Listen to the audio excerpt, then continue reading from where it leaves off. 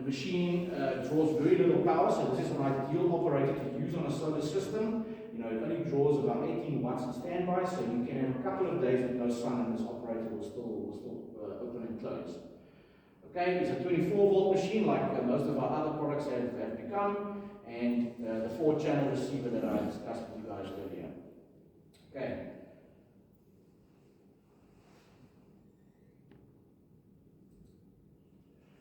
$500 and $600, and we've put them on the same slide because essentially it is the same product. Both will operate gates up to 500 kilograms. Both of them are 12-volt operators. PC boards are the same. Gear train is the same. You can even interchange the covers. Everything fits, vice versa. Only difference is the transformer that we are running on it. Okay. This machine will run up to 30 meters per minute.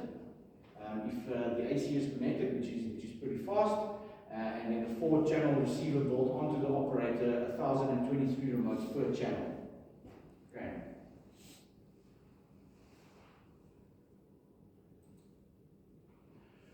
Drive 1000. Okay. Will operate gates up to 30 meters, 1000 kilograms. This gate operator will automate a gate up to 40 meters. That's a very, very long gate. I've seen some factories that have long gates like that, where this works perfectly. This machine also has a 98% duty cycle like the Drive 600, as well as the 4-channel receiver built in, also 1023 remotes per channel that you can put onto this operator. Okay.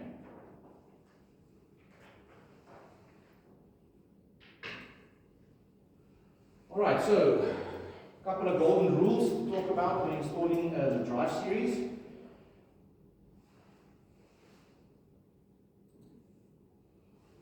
Alright, so this is something that not a lot of installers do, but in order for us to always determine what the correct size of motor needs to be for the correct size of gate, we need to know how heavy that gate moves. Alright, now I think the industry has got it wrong where they say, you know, this gate is designed for 1000 kilograms and that gate is designed for 500 kilograms. At the end of the day, that actually becomes irrelevant because it's not how heavy the total gate is, it's how heavy the gate rolls.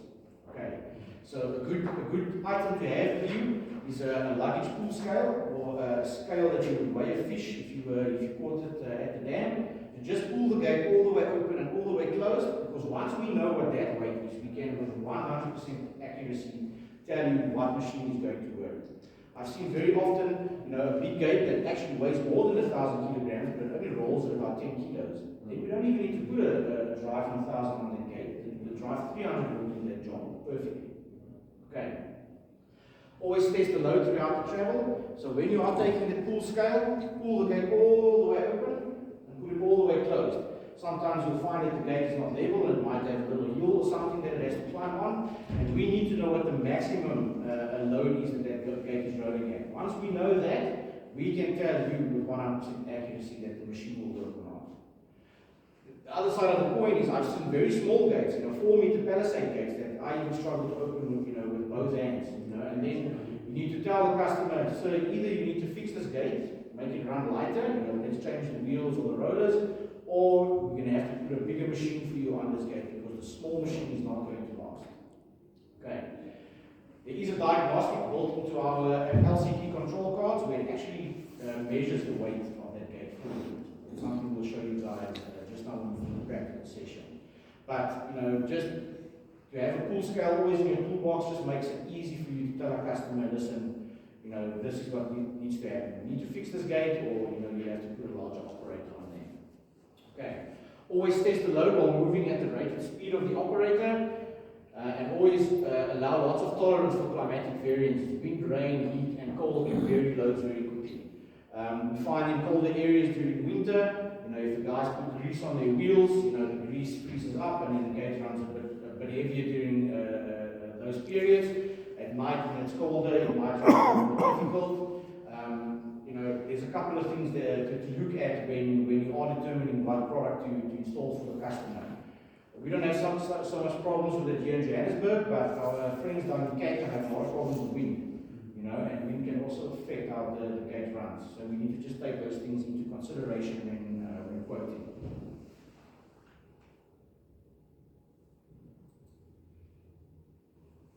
use your ears. If it moves quietly, it usually means it moves easily. If the gate's making squeaking sounds and creaking noises, it means that something is jamming somewhere, and it might be that you need to straighten the gate or replace a wheel or replace a roller. Okay. The bigger the roller, the less energy is needed to keep it rolling. Big wheels work. So we can supply wheels up to 200 millimeters if that's something that you guys need. Alright, so we do a 80, 100, 120, and a 200 mil wheel. So rule of thumb, the bigger the gate, the bigger the wheel needs to be to make it run easy. Yeah. I know a lot of installers use smaller 60 mil wheels because it is a cheaper option to install on the gate, especially when you are trying to get the job from the customer. But we do not recommend using wheels smaller than 80. Okay, they cause trouble. You can think for yourself as well. That small wheel, if there's a small stone lying on the track, that small wheel is not going to be able to jump over that small stone. But if there's a bigger wheel, it will jump over that stone a lot easier. Okay, so bigger wheels on bigger gates work. Okay, bearings move easier and last longer. If you can find wheels that have got pressed bearings in, they are a better quality wheel to use just down the line. I think Stewards and Lloyd and some of those guys, they do wheels, but it's basically just a shaft that's inside there, a bit of sand and a bit of water, and that wheel's not going to turn so easily anymore. Okay, our wheels do have bearings, if that's something that you guys are looking for. Okay. Q20 oil and grease will need replacing outdoors, and when introduced to dust, it becomes a grinding paste. We actually don't recommend using grease at all. And Q20 is that's a bloodstone. Especially on the garage doors. Q20 is a penetrator. And if you've got any plastic components, it actually penetrates the plastic and it makes it brittle. Eventually, it just breaks. Okay, so you get some like copper paste and stuff that you can use. It doesn't attract dust. It's a little bit more expensive, but it does do the job a hell of a lot better than grease. Okay.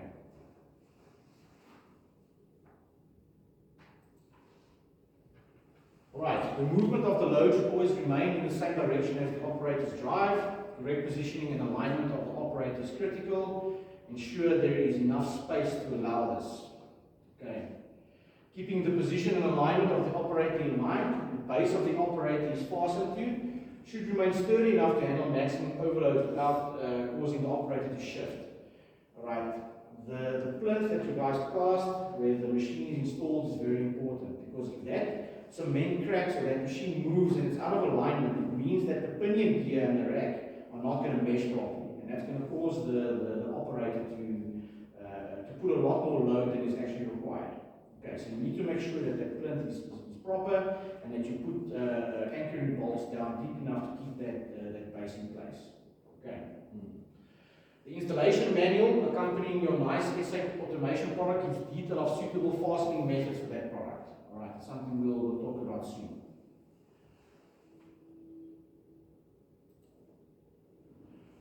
Alright, so this is basically what we would recommend when installing the base plate. Okay, and this is exactly what it looks like inside the product manual. Okay, the base plate mounting points fit directly over that of another popular operator, which we spoke about earlier. So if there's already a cement plinth, you don't have to go and recast the cement. You can use our base plate just to fit on there, which will save you a lot of time, and save you some money because you don't have to do a lot of civil work. All right.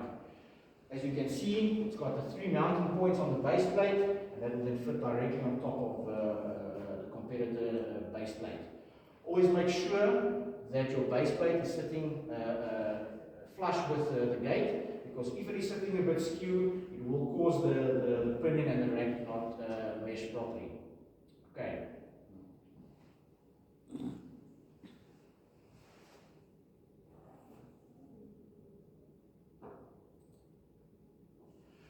This is something that a lot of people also struggle with, and we always take time to mention it, is that the positioning of the rack on the pinion is also very important. Okay, you don't want the gate's weight lie on top of your pinion. Okay, because when it starts doing that, it means that the shaft inside the operator is now pushing into the side wall, and this will cause the operator to run more difficult. Okay. If the gate is moving easy, but the machine is still struggling to open and close the gate, this is most likely the cause of why it's doing that. Now there's a couple of easy ways to make sure you've got the correct height. You know, I use 5 Rand coins, some guys use welding rods. So you fix your base plate onto the ground, then you take the 5 Rand coins and you put it on the base plate and you fix your machine on top of the 5 Rand coins. Then you can take your rack and you can put it down tight. Because once you remove the two 5 Rand coins, it already creates that 5 mm space for you. Okay, some guys use welding rods. You don't want it to be too loose, because then it might slip and jump. You don't want it to be too tight, because that will cause the machine to run heavy. Alright, you just want about a 2 mm space between that pinion gear and the rack. This is something we get almost daily, guys. I promise you. Every time I send Marty out to a site to go and help an installer, we find this. Where the guys have put the gate too heavy on top of that pinion gear. Okay.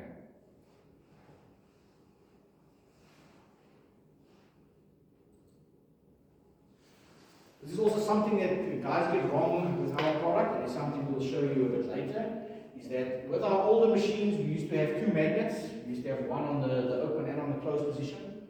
When we redesigned the control board, we took away one of the magnets, so we only have a magnet on the closed position. Okay. Now, even though a lot of the way our machine works, works like other competitors' operators, like the Centurion, there are some things that you have to do different with our machine to make it work properly. And if the position of this magnet is not correct, the machine is not going to work properly. Okay. This and the rack to pinion spacing are the two most common problems we have when guys are installing our product. Okay. So this is where the sensors sit on top of the gate motor.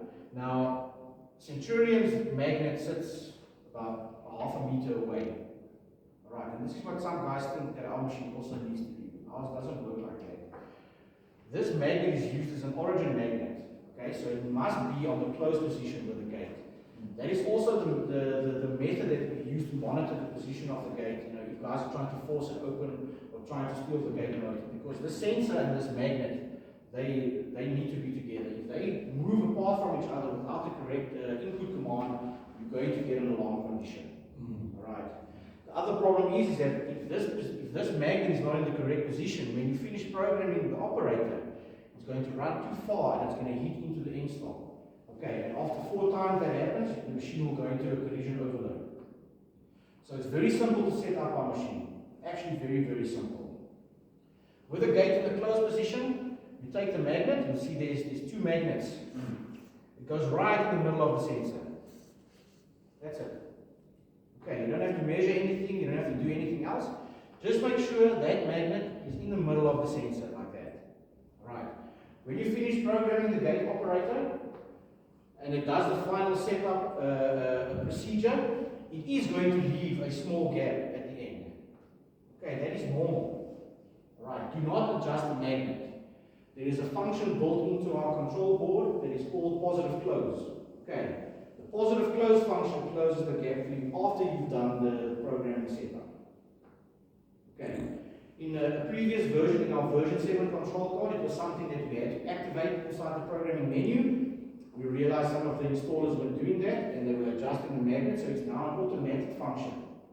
Okay, so what will happen is you will do the runtime setup, the gate will open, it will then close and it will stop short. The very next operation you run, a normal operation, it will open and it will close and it will close the gap. Okay, do not adjust the magnet. This is what the guys get wrong. They think because the gap is there, the magnet is in the incorrect place, and then they try and close it by adjusting the magnet, but the only thing that they are doing is causing the gate to overrun in the opposite direction. Okay, this is 99.9% of the problem in our product. Okay.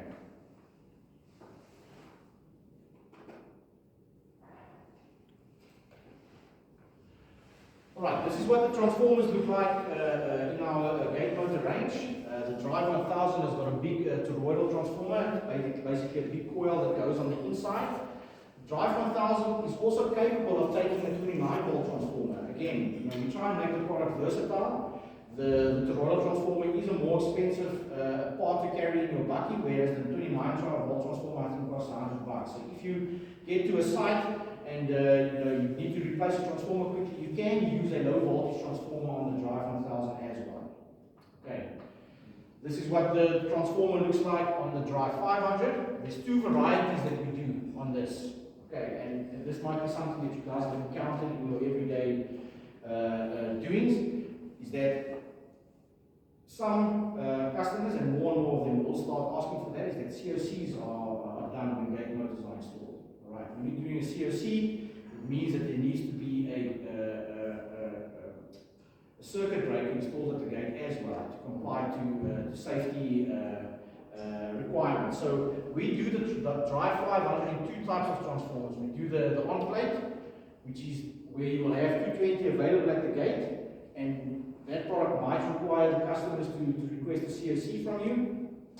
Or we also do it in a low voltage 16 volt transformer, which means you can run a low voltage cable from the customer's house. It could be a twin flex or something like that to carry your 16 volt all the way down to the gate, and for that option there is no COC required because it's a low voltage installation. Okay. This is what most customers know about our transformers. They know the on-plate. Okay, I want to just make sure you guys understand what the difference is between the two. So we do have the low voltage one available as well. Something you guys can get from Regal. You just need to ask for the plug-in option instead of the on-plate option. Okay.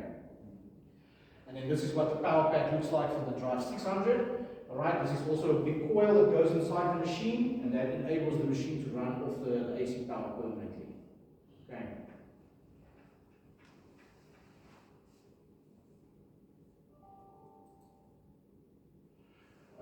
Actually, just jump the slide. So this is basically what the step-down transformers look like. You can see it's a simple plug that you can just plug into a wall socket at the customer's premises. And then you run a low voltage cable all the way down to their gate. This is an easier installation method. No COC is required for using the step-down transformer. Okay.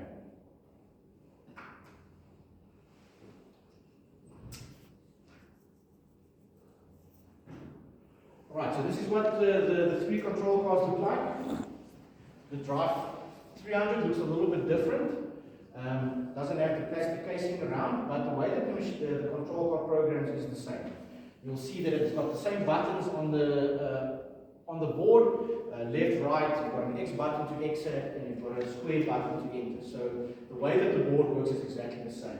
Okay. This is the 5600 board, and this is the Drive 1000 board. These boards have got full LCD displays, which makes the programming even easier. And then obviously there's a lot of diagnostics that you can pull from that LCD board that can help you to solve problems or things like that. Okay. Something that you guys can also remember is that these boards are backwards compatible to our older products that are in the field. The old ET Systems machines, the ones with the green cover and the red cover. You can use the Drive 500 board on the old machines. You have to upgrade it if you want to. We still manufacture the old boards, but this is backwards compatible. And the Drive 300 is also backwards compatible to the old 300 kilogram operator. Have you got a diagram for that? Is the wires exactly in the same places, or is it? So the plugs are different. The old boards have was a white plugs, plug. but the way that the boards are named is exactly the same. So you just piggyback it along. You just carry all the wires over, and you can use it on the old machines. Mm-hmm. The Drive 1000 is not, because we didn't have a machine like this prior to designing this one. So unfortunately, he doesn't have a predecessor, but the other ones, they are backwards compatible. So you can use the 500 and the 300, well the 600 and the 300 on the old ETs. That's right. Yeah. Even the Remember specs. the very old ones, the square ones with the steel base at the bottom? Which one? On the 1000 kilogram? No, the old ETs. You're thinking of the old BFTs that we Yeah, well, that's actually a BFT, it used to be, yeah. So, I've got to a place the other day, we still have one of those. so just running history again. So we started off about 35 years ago, and our company actually started manufacturing electronic circuit boards. That's where the company started. Then we started importing products, but only the mechanical parts from Europe. Garage will operate as well as gate motors, but we did the boards that went onto them. So yeah, there's still a lot of those the field. Some of them we can still service, some of them, yes, I mean, we don't carry spares for 35 years, but we can still service a lot of them. Okay.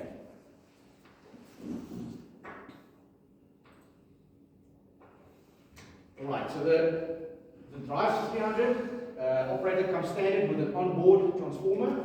This is what the layout of the board looks like on the drive 300. Alright, you've got your LCD display, and then these are your programming buttons. Okay, you've got a left and a right, square is your enter, almost like a PlayStation controller, and then X is to exit out of the menu. Alright, the 29 volt step down transformer can then be plugged into the house, or you run a low voltage cable down to the house if you up to the gate if you want to. Again, no COC required if we use that low voltage step down transformer. Okay, and it's quite simple.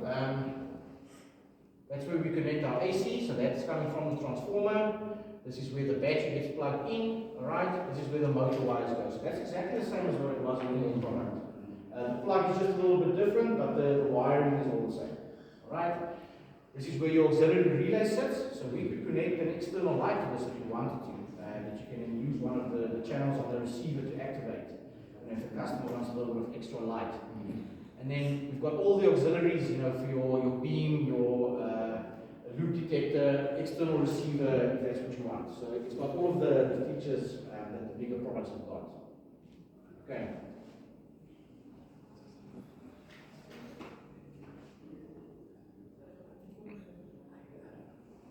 Alright, this is what the Drive 500 control card looks like. As I showed you with the previous one, you can see the buttons are all the same. You've got a left and a right, you've got a square, and an X to exit out. So the way that the menus work are all the same. Alright? You have the two options, well, three options on the Drive 500, 600. You could either use the power pack for the high traffic applications, or you could use the on plate, but you might be required to do a COC if the customers request that, or you could use the low voltage option where there's no COC required. Okay. Again, board is pretty simple to understand. You've got your motor input wires which fit down there. You've got a battery terminal that you can put in there. The only thing you guys need to remember is that, and just make a note, a mental note of this, is because the control board is universal, we don't have to change the board out when we're changing the transformers out, but they don't connect in exactly the same place. Right. The low voltage transformer will connect onto the 16 volt terminals.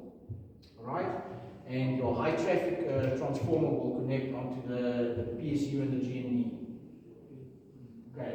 We have bolt protection in, you know, to prevent you accidentally putting it in the wrong place, but you know, things can still happen. We also put a sticker over the terminal that's not supposed to be used to try and prevent you from doing that. And we also pre-wire it from the factory. But mistakes can happen when we have to go and change our transformer, you know, after it's been installed. So just be mindful that, you know, you need to connect the transformer on the correct part of the board. Otherwise you might get trouble with it. Okay. And then we've got all of the auxiliaries. We've got the alarm output that we can use, which we'll show you guys a bit later. We've got a beam, we've got a loop input that we can use. Pedestrian if you've got an external receiver, and a full opening if you've got an external receiver. Has it got a loop? The loop's actually built into this control board. We still have separate loop that you can buy from us, but these new boards have got a loop built into the hardware already. Okay.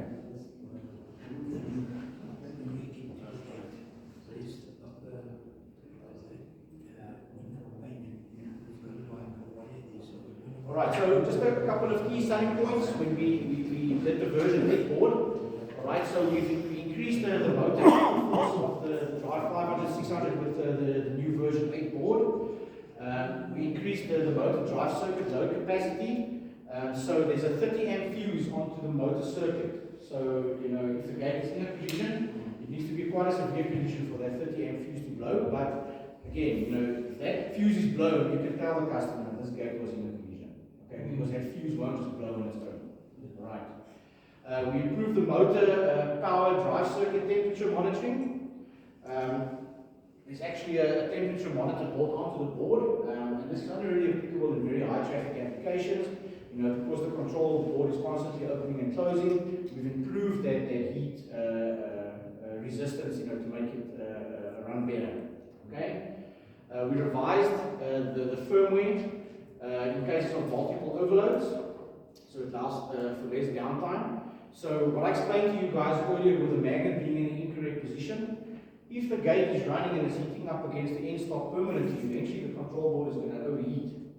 Okay, so we built the protection into the board. I think on the old version it was 30 seconds that was required for the board to cool down. We've reduced that time even further. It's just a protection built into the board to prevent it from burning out. Okay. And then we've revised the runtime setup routine that includes the positive close mode as a standard, which I explained to you guys when there's a gap at the end. On the previous version board, we actually had to activate it in the menu. Now with the new version, it's automatic, so you won't even realize that it's doing it actually. Is that also included on the drive-through? Correct, yes. Yeah. It just depends, and just be mindful of, some distributors might have some of the older version boards still in stock. So if it's not doing it automatically, just go into the menu and just go and activate it. It's called PCL on the Drive 300 and positive close on the full LCD boards. Just go and enable the positive close function. That's all you have to do. Okay.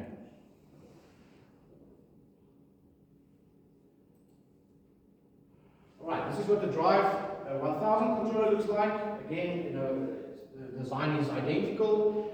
You've got your left and right buttons, your square for enter, and your X to exit. The layout of the board is also identical. You've got motor output. We've got 2 battery terminals on this PC board that we can utilize if you want to use more batteries.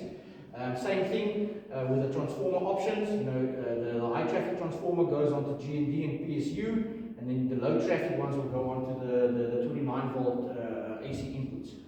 And alarm, beam, loop, everything's included on this control board as well. Alright. These are the options on the transformer side. The power pack comes standard with the machine when you purchase it from us. But a good option is to carry the cheaper 29 volt transformer in your bucky. If you do come across a machine that the transformer is blown, you can quickly sort out a customer without having to spend too much money carrying stock and spares inside your vehicle. Okay. And then remember the versatility on the battery options. Okay.